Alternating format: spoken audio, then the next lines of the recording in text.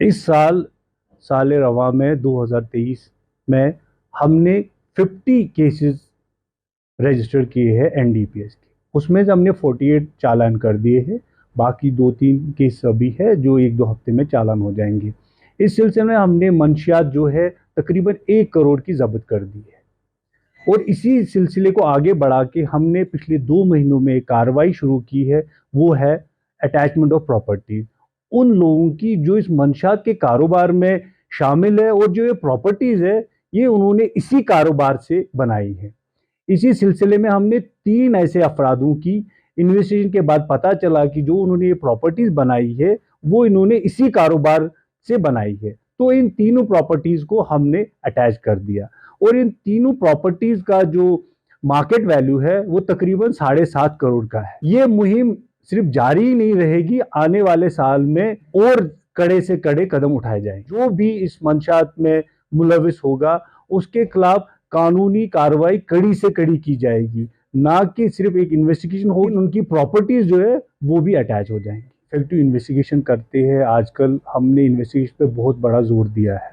तो हमारे इन्वेस्टिगेशन में जो भी मुल्जिमान हमें मिल नहीं रहे हैं या कहीं इस तरह फरार हो रहे हैं, तो सबसे पहले हम उनको प्रोक्लेमेड ऑफेंडर बनाते हैं, ताकि आने वाले दिनों में इसके बाद हम कोर्ट से रुजू करके उनकी जो प्रॉपर्टीज़ है उनको भी अटैच कर दें।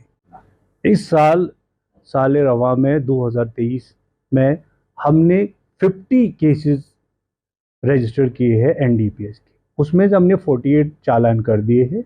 बाकी 2-3 केस अभी है जो 1-2 हफ्ते में चालान हो जाएंगे। इस सिलसिले में हमने मंशियात जो है तकरीबन 1 करोड़ की जब्त कर दी है। और इसी सिलसिले को आगे बढ़ा के हमने पिछले 2 महीनों में एक कार्रवाई शुरू की है, वो है अटैचमेंट ऑफ प्रॉपर्टीज। उन लोगों की जो इस मंशात के कारोबार में शामिल है और जो ये प्रॉपर्टीज है ये उन्होंने इसी कारोबार से बनाई है। इसी सिलसिले में हमने 3 ऐसे अफरादों की इन्वेस्टिगेशन के बाद पता चला कि जो उन्होंने ये प्रॉपर्टीज बनाई है वो इन्होंने इसी कारोबार से बनाई है। तो इन तीनों प्रॉपर्टीज को हमने अटैच कर दिया और इन तीनों प्रॉपर्टीज का जो मार्केट वैल्यू है वो तकरीबन 7.5 करोड़ का है। ये मुहिम सिर्फ जारी ही नहीं रहेगी, आने वाले साल में और कड़े से कड़े कदम उठाए जाएंगे। जो भी इस मंशात में मुलविस होगा उसके खिलाफ कानूनी कार्रवाई कड़ी से कड़ी की जाएगी, ना कि सिर्फ एक इन्वेस्टिगेशन होगी, उनकी प्रॉपर्टीज जो है वो भी अटैच हो जाएंगी। इफेक्टिव इन्वेस्टिगेशन करते हैं। आजकल हमने इन्वेस्टिगेशन पे बहुत बड़ा जोर दिया है। तो हमारे इन्वेस्टिगेशन में जो भी मुल्जिमान हमें मिल नहीं रहे हैं या कहीं इस तरह फरार हो रहे हैं, तो सबसे पहले हम उनको प्रोक्लेमेड ऑफेंडर बनाते हैं, ताकि आने वाले दिनों में इसके बाद हम कोर्ट से रुजू करके उनकी जो प्रॉपर्टीज़ है उनको भी अटैच कर दें।